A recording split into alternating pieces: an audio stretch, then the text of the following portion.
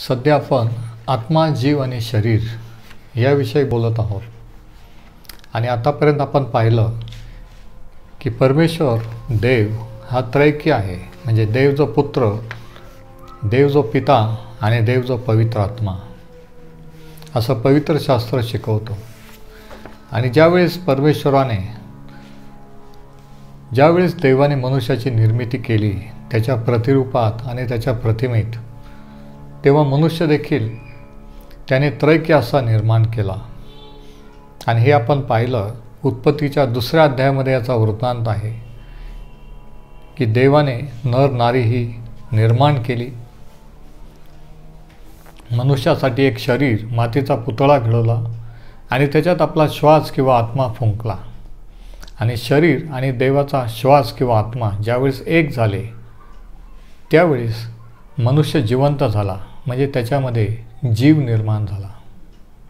आणि अशा रीतीने आपण पाहतो की मनुष्य आत्मा, जीव आणि शरीर या 3 घटकांनी बनलेला आहे. आणि हेच पावलाने थेसलिकारास पत्रात देखील लिहिलेलं आहे. 1 थेसलिक 5 आणि 23.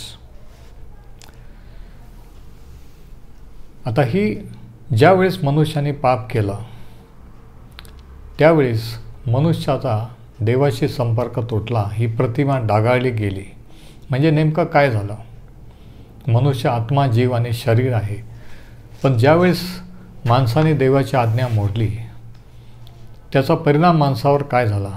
त्याच्या आत्म्यावर, त्याच्या जीवावर आणि त्याच्या शरीरावर. तर आत्म्याचा संपर्क देवापासून तुटला. त्याला सांगितलं होतं, ज्या दिवशी तू फळ खाशील त्या दिवशी खास मरशील.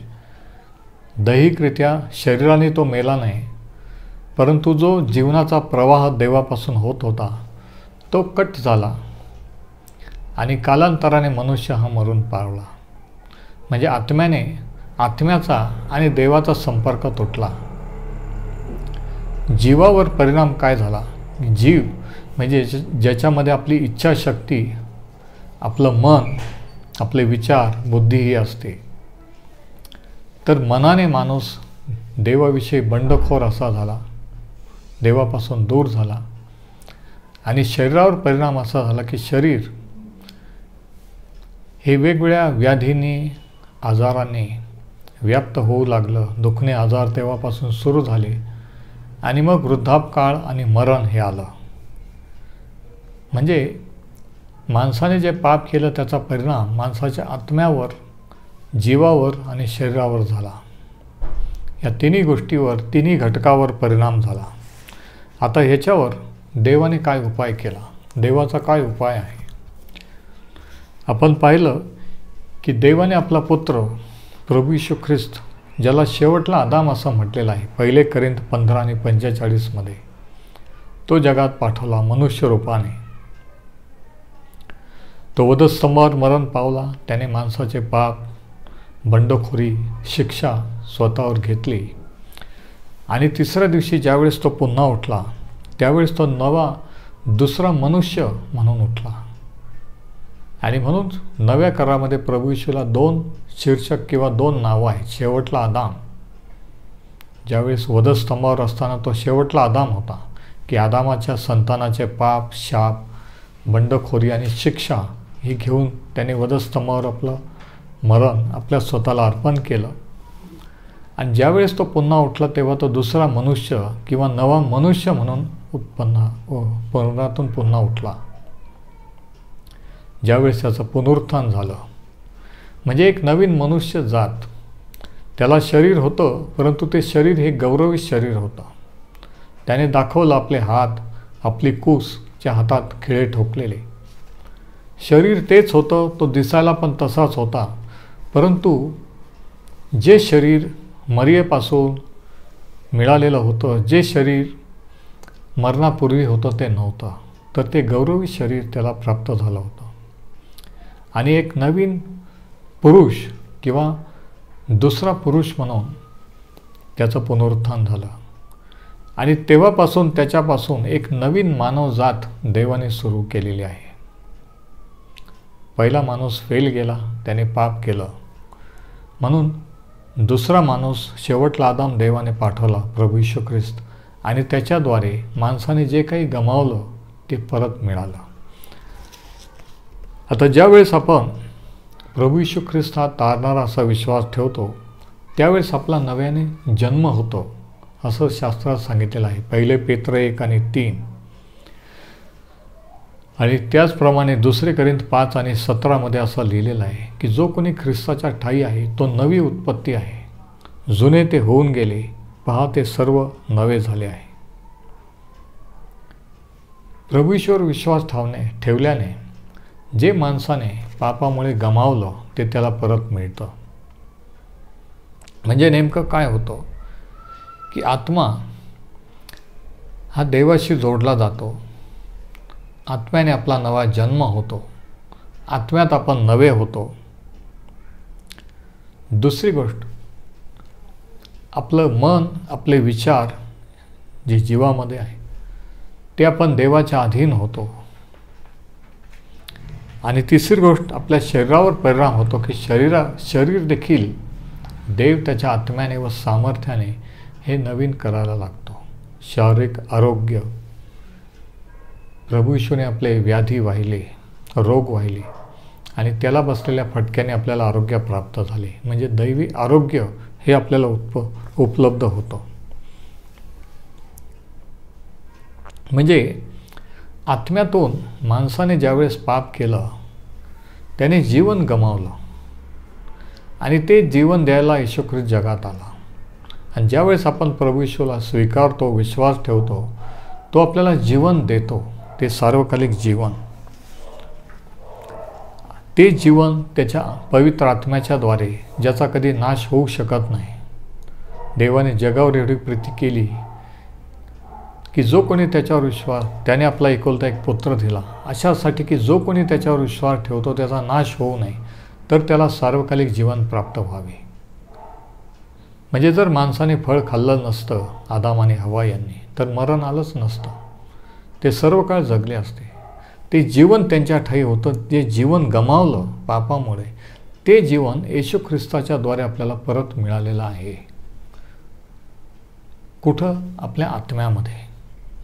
पण आपण ह्या शरीरात आहोत. हे शरीर एक दिवशी, ह्या शरीराला मरण येणार आहे.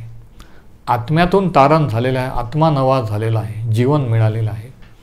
मनाने किंवा बुद्धीने, विचाराने, इच्छाशक्ती हे बदललेली आहे. फक्त बदललं काय नाही तर आपलं शरीर. आपण जसे दिसत होतो तसेच राहतो.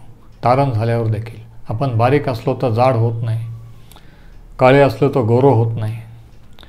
मग नवीन काय होतं तर आपला आत्मा. आपण अचानक रात्रीतून हुशार, बुद्धिमान होत नाही. आत्म्याने नवीन होतो. आणि मग मनाच्या नवीकरणाची प्रक्रिया ही आपल्याला सांगितलेली आहे.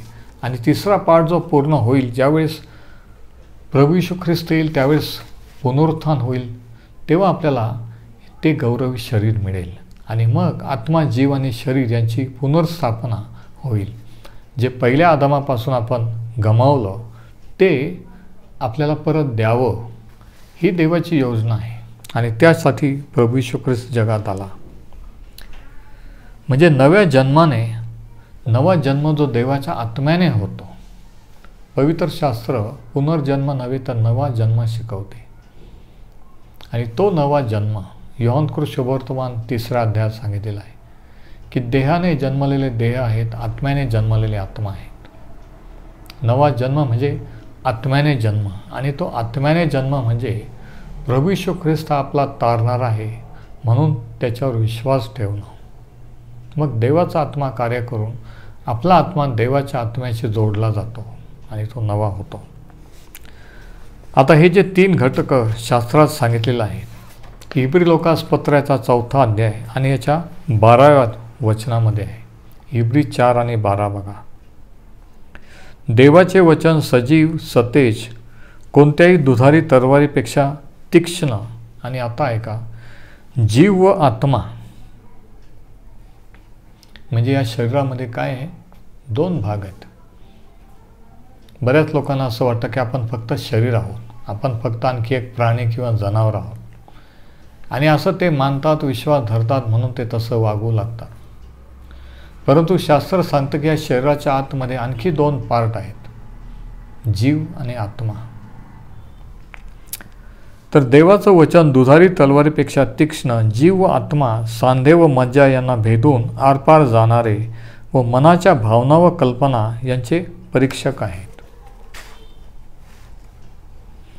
स्पष्टपणे पहिले थेसलोनिके 5:23 मध्ये सांगितलेलं आहे की मनुष्य हा आत्मा, जीव आणि शरीर आहे.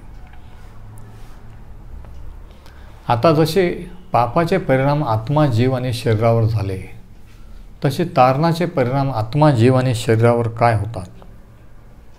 पहिली गोष्ट, आत्म्यामध्ये आपल्याला सार्वकालिक जीवन मिळतं. आत्मिकरित्या आपण जिवंत होतो. म्हणजे काय की पहिलं जे आपल्याला देवाच्या भक्तीची, देवाच्या वचनाची गोडी नसते, प्रार्थना कशी करायची काय माहीत नसते. आपल्याला अचानक प्रार्थना करावंसं वाटायला लागतं, वचन वाचावंसं वाटायला लागतं, देवाची भक्ती करावीशी वाटायला लागते, जे पूर्वी वाटत नव्हतं. आणि हे का वाटायला लागतं? तर आपल्याला आत्म्यातून आपण नवे झालेलो आहोत. आत्म्यात आपल्याला देवाचं जीवन, आत्मिक जीवन मिळालेलं आहे म्हणून.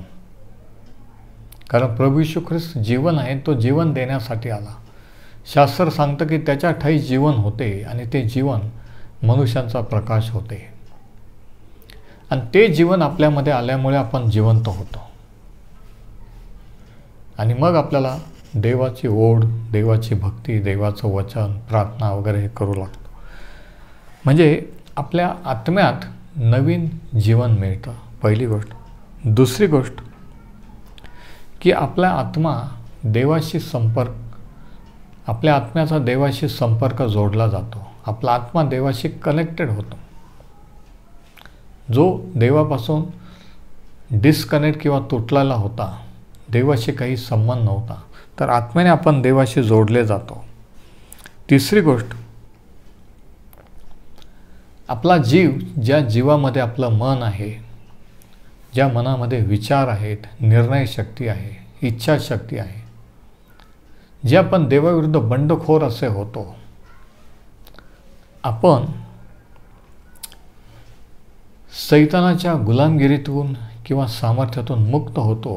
म्हणून आपली इच्छा देवाची भक्ती करण्याची, प्रार्थना करण्याची होऊ लागते. ही इच्छा का होऊ लागते? कारण इच्छा ही जीवामध्ये आहे, निर्णय शक्ती, इच्छा. तो जीव सैतानाच्या तावडीतून मुक्त झाल्यामुळे, म्हणजे जीव हा सैतानाच्या तावडीतून मुक्त होतो. आत्मा देवाशी जोडला जातो. आणि देवाशी नातं जोडण्याची जी प्रक्रिया आहे, देवाची जी योजना आहे ती ही की देव आत्मा आहे. शास्त्र सांगतं योहान 4:24 मध्ये, मनुष्य आपण आत्मा आहोत, पण आपण ह्या शरीरात आहोत. आपण म्हणजे शरीर नाही, तुम्ही म्हणजे शरीर नाही.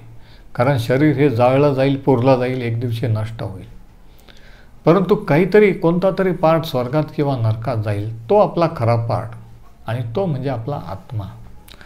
तर देव जो आत्मा, तो आपल्या आत्म्याशी संपर्क करतो, आत्म्याशी बोलत असतो. आणि आत्म्यात जे काही देव प्रगट करतो, दाखवतो किंवा सांगतो, त्या आत्म्याशी आपण शरीराने कॉन्टॅक्ट करू शकत नाही. त्या आत्म्याशी संपर्क आपण आपल्या बुद्धीने किंवा मनाने करत असतो. जीव जो आहे, तो जीवाचा संपर्क आत्म्याशी असतो आणि शरीराचा संपर्क जीवाशी असतो. हे लक्षात घ्या. जीव गेल्यानंतर त्याच्याबरोबर आत्मा पण दूर होतो आणि शरीर फक्त पडून राहतं. म्हणजे आत्म्यात काय आहे, आत्म्यात देवाने काय सांगितलं आहे, प्रगट केलेलं आहे, हे आत्मा जीवाला प्रगट करतो. जीवामध्ये बुद्धी, निर्णय आहे. आणि मग आपल्याला समजतं. समजा एखादं वचन तुम्ही वाचत असताना अचानक त्या वचनाचा अर्थ समजतो. अचानक ते वचन असं वाचतं की पहिल्याच वेळेस असं वाटतं की वाचलेलं आहे, की हे मला कधीच दिसलं नव्हतं किंवा समजलं नव्हतं. म्हणजे हे काय झालं की तुमचं मन तुमच्या आत्म्याच्या अधीन असल्यामुळे आत्म्यात जे देवाने प्रगट केलं ते आत्म्याने तुमच्या आत्म्याने तुमच्या मनाला प्रगट केलं आणि म्हणून तुम्हाला ते समजलं. म्हणजे मन आणि आत्मा यांचा कॉन्टॅक्ट असतो. आणि म्हणून ज्यावेळेस आपण डिस्टर्ब असतो, काळजीत असतो, आपल्याला देवाचं मार्गदर्शन, देवाचं वचन समजत नाही, उपदेश समजत नाही. कारण मनाने, विचारने आपला संपर्क आत्म्याशी तुटलेला असतो. देव आत्मा आहे आणि तो आपल्या आत्म्याशी बोलतो. पण आत्म्याशी जर आपलं मन संपर्कात असलं तर आत्म्यात देव काय बोललेला आहे, प्रगट केला आहे हे समजत. पण मन जर विचलित असलं, मनात जर काळजी असली, दुसरे विचार असले तर ते समजू शकणार नाही. म्हणून आत्मा मनाला प्रगट करतो आणि मग आपल्याला ते समजू लागतं. म्हणजे आत्मा मनात कार्य करतो आणि मन हे शरीरामध्ये त्याचे परिणाम आपल्याला दिसू लागतात. उदाहरणार्थ शारीरिक आरोग्य. समजा एखादी व्यक्ती आजारी आहे, बरं करण्याची प्रक्रिया कशी होते, हिलिंग किंवा आरोग्य कसं मिळतं, त्या व्यक्तीला ज्यावेळेस सांगितलं जातं की प्रभू येशूने वधस्तंभावर तुमचे आजार वाहिले, तुमचे रोग, तुमचे दुखणे वाहिले आणि त्याला बसलेल्या फटक्याने आपल्याला आरोग्य प्राप्त झालं असं शास्त्र सांगतं. आणि म्हणून आरोग्य मिळण्यासाठी आपण काय विश्वास धरला पाहिजे की हा माझा आजार प्रभू येशूने घेतलेला आहे, मी बरं व्हावं ही देवाची इच्छा आहे. आणि हे ज्यावेळेस प्रगटीकरण मिळतं, तो विश्वास जेव्हा निर्माण होतो, ज्यावेळेस या वचनाचा अर्थ समजतो की हे माझ्यासाठी पण आहे, फक्त दुसऱ्यांसाठीच नाही. आत्मिक प्रगटीकरण ह्या वचनाचं हे सत्य आत्म्यात प्रगट होतं की हे प्रभू येशूने माझ्यासाठी केलं, फक्त पापाची क्षमाच केली नाही तर शारीरिक आरोग्य पण मला उपलब्ध केलेलं आहे. हे समजतं म्हणजे मनाला प्रगट होतं आणि मनाला प्रगट झाल्यानंतर त्याचा परिणाम शरीरावर होतो आणि ते शरीर बरं होऊ लागतं किंवा बरं होतं. कारण मन हे शरीरात आहे, जीव शरीरामध्ये आहे आणि आत्मा हा जीवामध्ये आहे. म्हणजे आत्मा, जीव आणि शरीर ह्या तिघांचा थेट संबंध आहे.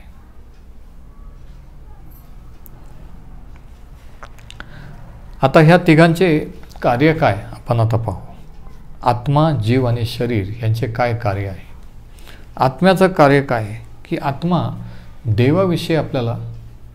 देवाविषयी संवेदनशील असतो, देवाची जाणीव करून देतो. काही वेळेस आपण भक्ती करताना किंवा प्रार्थना करताना किंवा चर्चमध्ये प्रेज वर्शिप करताना विशेष रीतीने आपल्याला देवाची उपस्थिती जाणवते. प्रार्थना करताना काही वेळेस विशेष रीतीने जाणवते की तो आपल्याबरोबर आहे. हे जाणवणं म्हणजे काय की आपल्या आत्म्यात हे जाणवतं. कारण आत्म्याने आपण देवाशी संपर्क करतो. 1 कोरिंथियाचा 6वा अध्याय आणि वचनं 16 आणि 17 या ठिकाणी काय लिहिले बघा. देवाशी संपर्क आत्म्याने केला जातो. देवाची जाणीव किंवा उपस्थिती ही आत्म्यात होत असते. मन जेव्हा आत्म्याच्या अधीन असतं त्यावेळेस आत्म्यात काय चाललेलं आहे त्याचा अनुभव आपल्याला आपल्या मनामध्ये विचारात येतो आणि त्याचा सहवास किंवा त्याचा स्पर्श आपल्याला आपल्या शरीरात जाणवतो.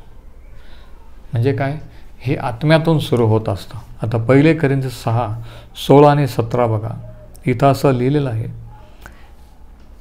1 कोरिंथ याचा 6वा अध्याय 16 आणि 17. जो कसबिनीला किंवा वेश्येला जडला आहे तो व तीही एक शरीर आहेत, हे तुम्हाला ठाऊक नाही काय. कारण ती दोघे एक देह होतील असे तो म्हणतो. आणि आता ऐका, म्हणजे 16व्या वचनात तो सांगतो की जो माणूस, जो पुरुष वेश्येशी संबंध ठेवतो तो शरीरानेच नाही तर तो आत्म्याने पण जोडला जातो. ती दोघे एक देह होतील. जो प्रभूला जडला आहे तो व प्रभू एक आत्मा आहेत. प्रभूला आपण शरीराने जोडलेलो नाही आहे. शरीराने आपण ह्या जगात पृथ्वीवर आहोत, पण तरी आपण म्हणतो की आपण देवाशी जोडलेलो आहोत. म्हणजे कशाने? आपल्या आत्म्याने. आणि ह्या वचनात सांगितलं आहे की जो प्रभूला जडला आहे तो व प्रभू एक आत्मा आहेत. म्हणजे आता आपण आत्म्याने त्याच्याशी एक झालेलो आहोत. जे काही त्याला आपल्याशी बोलायचं आहे, सांगायचं आहे, प्रगट करायचं आहे, तो आपल्या आत्म्यात प्रगट करत असतो. आणि आत्म्यात काय प्रगट केलं हे समजायचं असेल तर आपण शांत मनाने, शांत विचाराने, प्रार्थनापूर्वक जर त्याच्याजवळ गेलं तर ते आपल्या मनाला, बुद्धीला तो प्रगट करतो आणि मग आपल्याला ते समजतं. बरेच वेळ देव आपल्याशी बोलत असतो, पण त्याच्या वचनातील प्रगटीकरण देत असतो, पण आपल्याला ते समजत नाही, कारण आपले विचार आपण मनाने डिस्टर्ब असतो म्हणून. तर आत्म्याने आपण देवाशी संपर्क ठेवतो. जीवाने, आता जीवामध्ये काय आहे? आत्मा, जीव आणि जीव. जीवामध्ये 3 भाग आहेत. इच्छाशक्ती, आपली इच्छाशक्ती की मला हे पाहिजे किंवा मी असं करणार. निर्णय शक्ती, हे निर्णय शक्ती आपल्या जीवामध्ये आहे. नंतर दुसरी गोष्ट आहे की विचारशक्ती, की मी असा विचार करतो, विचार करणे. आणि तिसरी गोष्ट आहे भावना, की आपल्याला वाटणे. आपण म्हणतो मला वाटतं. तर वाटणे, इच्छा प्रगट करणं, निर्णय घेणं हे जीवाने आपण करत असतो. हे जीवाचं कार्य असतं. आणि शरीराचं कार्य काय? की शरीराने आपण बाहेरच्या जगाशी संपर्क साधत असतो.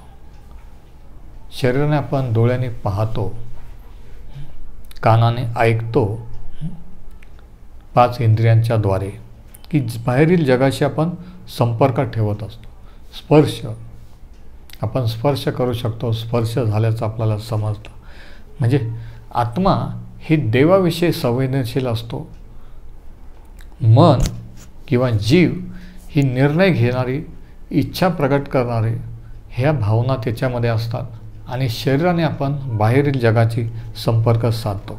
आणि ह्या तिन्हींचं कार्य शास्त्रामध्ये सांगितलेलं आहे की कशा रीतीने असतं बघा. उदाहरणार्थ लुकृत शुभवर्तमान याचा पहिला अध्याय वचन 46 आणि 47 आपण पाहू की आत्मा, जीव आणि शरीर यांचं कार्य एकत्रितपणे हे कशा रीतीने असतं बघा. आत्मा हा मनाला उत्तेजित करतो, मनाला मार्गदर्शन करतो आणि मन शरीराला सांगतं. म्हणजे आत्म्यातून प्रेरणा होत असते. मग आपण निर्णय घेतो की आता प्रार्थना करायची किंवा शास्त्र वाचायचं. आणि मग आपण कुठंतरी शांत बसतो. म्हणजे शरीराचा भाग, म्हणजे आत्मा, जीव आणि शरीर हे तिन्ही गोष्टी शास्त्र वाचनात किंवा प्रार्थनेत सहभागी असतात. म्हणजे आत्मा जीवाच्या द्वारे शरीराला उत्तेजित करतो किंवा प्रेरित करतो. आपण पाहू स्तोत्र 103 वचन 1 आणि 2. स्तोत्र संहिता 103 आणि वचन 1 आणि 2 मध्ये स्तोत्रकर्ता काय म्हणतो आपण पाहू. आणि ह्याच्यामध्ये आत्मा, जीव आणि शरीराचा कसा संबंध असतो पाहू.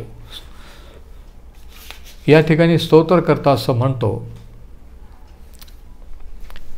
हे माझ्या जीवा परमेश्वराचा धन्यवाद कर. हे माझ्या जीवा म्हणजे जीव, आत्मा, जीव आणि शरीर, परमेश्वराचा धन्यवाद कर. हे माझ्या सर्व अंतर्यामा त्याच्या पवित्र नावाचा धन्यवाद कर.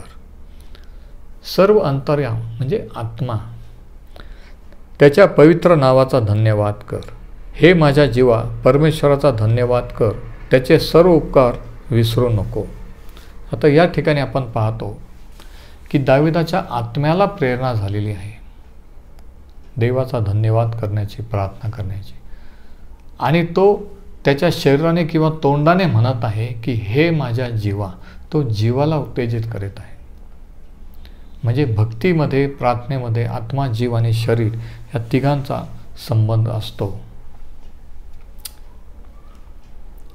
इब्री लोकासपत्र 10 आणि वचनं 5 आणि 7 आपण पाहू. इब्री लोकासपत्राचा 10वा अध्याय आणि याचं 5वं वचन बघा.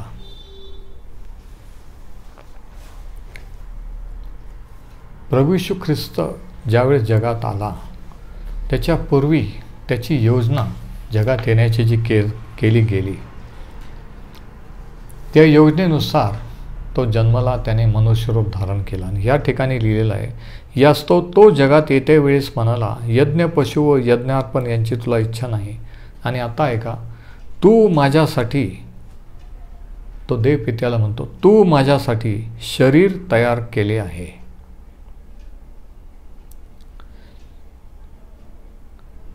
म्हणजे शरीर, एक विशिष्ट शरीर हे प्रभू येशू ख्रिस्ताला साठी तयार करण्यात आलेलं होतं. कुमारी मरियापासून त्याचा जन्म झाला आणि त्याला एक शरीर मिळालं. नंतर 7व्या वचनात तो म्हणतो, यावरून मी म्हणतो, पहा हे देवा, ग्रंथपटात मजविषयी लिहून ठेवले आहे, तुझ्या इच्छेप्रमाणे करावयास मी आलो आहे.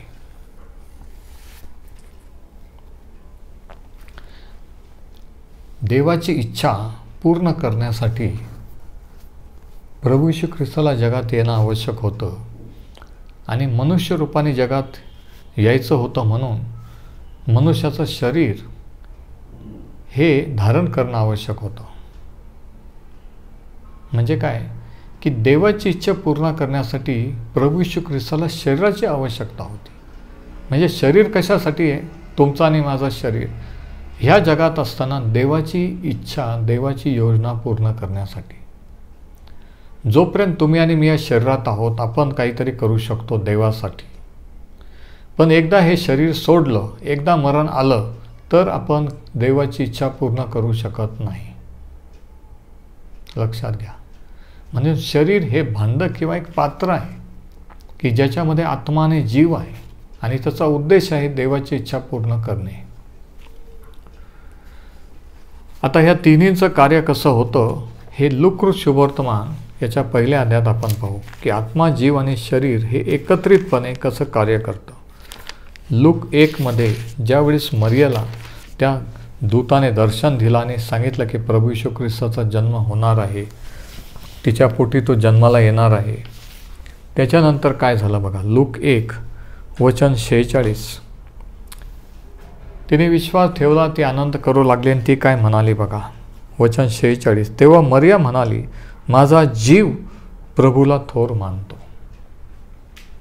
माझा जीव अंडरलाईन करा.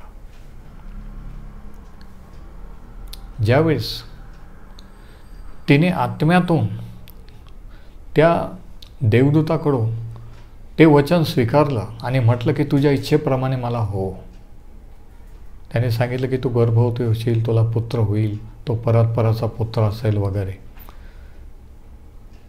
ते वचन तिने ग्रहण केलं, स्वीकारलं आणि म्हटली नंतर की माझा जीव प्रभूला थोर मानतो. आत्म्यात तिने समर्पण केलं आणि त्या आत्म्याने जीवाला प्रदीप्त केलं, प्रेरणा दिली आणि ती म्हणू लागली, माझा जीव प्रभूला थोर मानतो. आणि वचन 47, आणि देव जो माझा तारणारा, त्याच्यामुळे माझा आत्मा उल्हासला आहे. 46व्या वचनामध्ये ती म्हणते माझा जीव प्रभूला थोर मानतो. 47व्या वचनात ती म्हणते माझा आत्मा उल्हासलेला आहे. मुखाने, शरीराने ती प्रार्थना करीत आहे, देवाची स्तुती स्तवन करीत आहे. आणि हे करत असताना जीव आणि आत्मा ह्या दोघांचा समावेश आहे. म्हणजे देवाची स्तुती स्तवन किंवा प्रार्थनेमध्ये माणसाचा आत्मा, जीव आणि शरीर हे तिघही समाविष्ट असतात. Praise the Lord. तिच्या आत्म्याला प्रेरणा झाली, तिचा जीव उल्हासित झाला आणि ती मुखाने, तोंडाने स्तुती करू लागले. आणि ह्या रीतीने स्तुती स्तवन करायचं असतं. ह्या रीतीने प्रार्थना ही आत्म्यातून व्यक्त होत असते, फक्त शरीराने शब्दाने नव्हे. म्हणजे आत्मा हा भक्ती करतो. भक्ती आत्म्याने होते, आत्म्याने व खरेपणाने. जीव हा उत्तेजित होतो. जीवाला इच्छा होती हात वर करण्याची किंवा तोंड उघडून आभार मानण्याची. आणि शरीर काय करतं? शरीर हात उंच करून किंवा गुडघे टेकतं किंवा हात उंच करतं, किंवा शरीर देखील त्या भक्तीमध्ये सहभागी होतं. पण खरी भक्ती ही आत्म्यातून सुरू होत असते. दुसरं उदाहरण आपण पाहतो, इफिसकरास पत्र 1, इफिस 1 आणि वचन 17. या ठिकाणी पौल याविषयी काय म्हणतो आपण पाहू. इफिसकरास पत्र याचा 1 अध्याय आणि 17 वचन. तो म्हणतो की आपला प्रभू येशू ख्रिस्त याचा देव, वैभवशाली पिता याने तुम्हाला आपल्या ओळखी संबंधी ज्ञान व प्रकटीकरण यांचा आत्मा द्यावा. म्हणजे आत्म्यात ज्ञान आणि प्रकटीकरण द्यावे. म्हणजे देवाचं दिव्य प्रकटीकरण. शास्त्राचा अर्थ देवाचं प्रकटीकरण हे कुठे येत असतं? आत्म्यामध्ये. पण ते आपल्या आत्म्यात जे दिलेलं आहे ते कसं समजतं? जेव्हा आपलं मन, विचार, आपली बुद्धी म्हणजे आपला जीव आत्म्याशी संपर्कात असतो तेव्हा. ज्यावेळेस आपण दुसरे विचार करत असतो तेव्हा नाही. ज्यावेळेस आपण शांत बसून प्रार्थनेत असतो, शांत असतो, त्यावेळेस आत्म्यात काय प्रगट केलेलं आहे बुद्धीला, मनाला हे समजतं. तिसरं उदाहरण आपण पाहतो की आत्मा, जीव आणि शरीर हे कसे तिन्ही सहभागी असतात. स्तोत्र 43 आणि वचन 4. स्तोत्रसंहिता 43 आणि याचं 4थं वचन. या ठिकाणी स्तोत्रकर्ता काय म्हणतो बघू. तो म्हणतो, म्हणजे मी देवाच्या वेदीजवळ, देव जो माझा परमानंद त्याच्याजवळ जाईन. आणि हे देवा, माझ्या देवा, विनेवर मी तुझे गुणगान गाईन. त्याच्या जवळ जाईन म्हणजे शरीराने, विनेवर गुणगान गाईन म्हणजे मुखाने, तोंडाने. म्हणजे शरीराचा सहभाग भक्तीत कधी होतो? जेव्हा आत्मा देवाशी जोडला जातो. आणि आत्मा देवाशी जोडला गेल्यानंतर आत्मा मनाला प्रेरणा देतो, मन इच्छा करतं आणि शरीर साथ देतं. आणि आत्मा, जीव आणि शरीर तिन्ही मिळून देवाची भक्ती करू लागतात.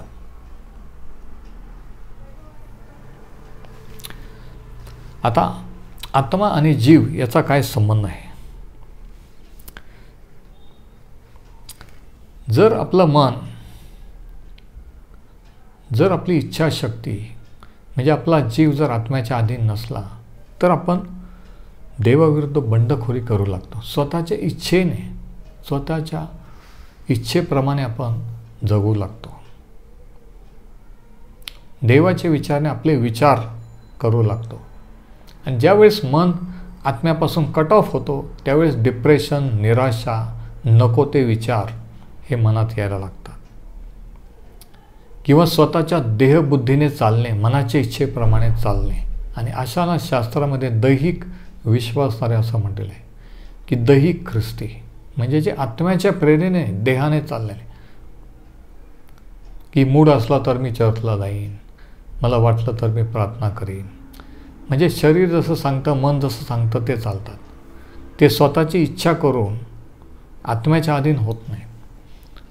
तर शरीर आणि मन त्यांना सांगतं की मी आता थकलेलो आहे, आता नंतर चर्चला जाऊ, नंतर आपण भक्ती करू. म्हणजे ते आत्म्याच्या नाही शरीराच्या अधीन राहतात. अशांना दैहिक असं म्हटलेलं आहे. आणि म्हणून प्रश्न असा आहे की तुम्ही दैहिक आहात की आत्मिक आहात? मनाने, शरीराने चालणारे आहात की आत्म्याच्या प्रेरणेने चालणारे आहात? 1 कोरिंथ याचा 2 अध्यायामध्ये 11 ते 16 मध्ये 2 प्रकारचे विश्वास साऱ्यांबद्दल सांगितलेले आहे. एक आत्मिक आणि एक दैहिक. आणि आजही जगामध्ये 2 प्रकारचे विश्वास धरणारे आहेत. मनाप्रमाणे इच्छेप्रमाणे चालणारे वागणारे आणि आत्म्याच्या प्रेरणेने चालणारे. दैहिक विश्वासणारे आणि आत्मिक विश्वासणारे. आणि आपण दैहिक नसावं ही देवाची इच्छा आहे. आता हे दैहिक लोक जे स्वतःच्या बुद्धीने इच्छेप्रमाणे वागतात चालतात ते काय करतात बघा. यहूदाचे पत्र याचं वचन 16 ते 19. दैहिक विश्वासणारे कसे ओळखायचे. तुम्ही दैहिक आहात का. कोण दैहिक आहेत कोण आत्मिक नाही हे कसं ओळखू शकतो. यहूदाचे पत्र ह्याच्या 16व्या वचनापासून आपण वाचू. ते लोक कुरकुर करणारे. बघा हे लोक कसे ओळखायचे असतात. हे लोक कुरकुर करणारे, असंतुष्ट व वासनासक्त असे असतात. त्यांचे तोंड फुशारकीच्या गोष्टी बोलते व लाभासाठी ते मुखस्तुती करणारे असतात. देहाने चालणारे दैहिक. अहो प्रिय बंधूंनो, आपल्या प्रभू येशू ख्रिस्ताच्या प्रेषितांनी पूर्वी सांगितलेल्या वचनांची आठवण करा.